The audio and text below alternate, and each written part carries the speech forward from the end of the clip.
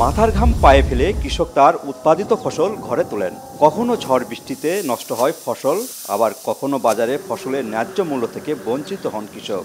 এভাবেই চলে সারা বছরে জীবন জীবিকা।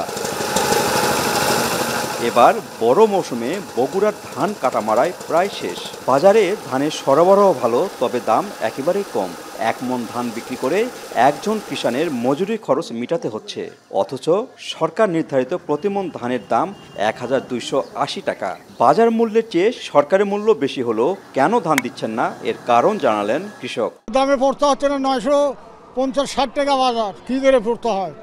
এটা কিষানের দাম 700 টাকা 800 টাকা। মোটা ধান 850 করে বেচনু, 900 করে, সাথে বছর আসে না।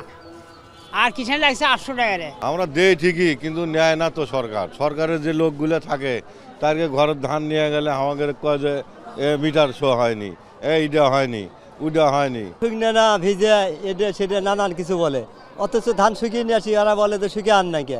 স্বাস্থ্য এবং স্বাদের মধ্যে চমৎকার একটা ব্যালেন্স করে পীর প্রিমিয়াম আয়োডাইজড লবণ।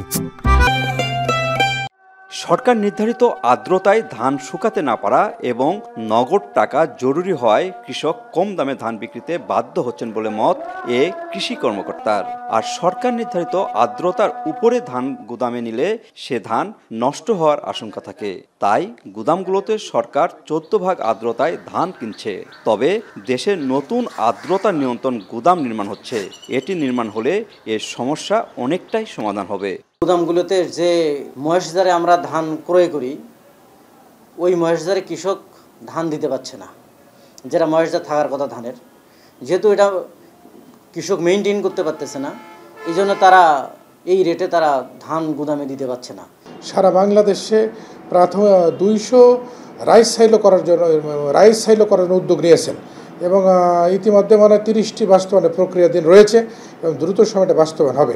কৃষকরা তখন যে ভিজা ধানই নিয়ে আসুক না কেন, সাইলোতে প্রসেস করে সেটা সংরক্ষণ করা সম্ভব হবে।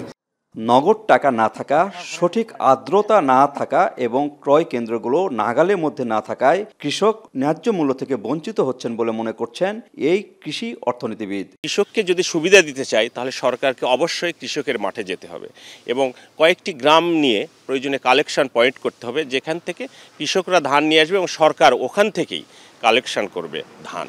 এবং কালেকশন করবে কি 14% না, কৃষক যে ময়েশ্চারে থাকবে সেই ময়েশ্চারেই তারা কালেক্ট করবে ধান। এবং প্রয়োজনে 14% একটি দাম নির্ধারণ হবে, 17% আরেকটি দাম নির্ধারণ হবে। এক্ষেত্রে সরকারকে একটু নমনীয় ভাব দেখাতে হবে। 7 মে থেকে সরকার বড় মৌসুমে ধান চাল সংগ্রহ শুরু করেছে, চলবে 31 আগস্ট পর্যন্ত। এ মৌসুমে দেশে কৃষকের কাছ থেকে 5 লাখ টন ধান, মিল মালিকদের কাছ থেকে 11 লাখ টন সিদ্ধ চাল এবং 1 লাখ টন আতপ চাল সংগ্রহ করবে। বগুড়ায় 11,006 টন ধান এবং 55,437 টন চাল সংগ্রহের লক্ষ্যমাত্রা নির্ধারণ করা হয়েছে। বিপরীতে এ পর্যন্ত 1,000 টন ধান এবং 12,000 মেট্রিক টন চাল সংগ্রহ হয়েছে। গত 2 বছর বগুড়ায় লক্ষ্যমাত্রা অনুযায়ী ধান সংগ্রহ করতে পারেনি খাদ্য বিভাগ। মাজিদুর রহমান, এখন বগুড়া।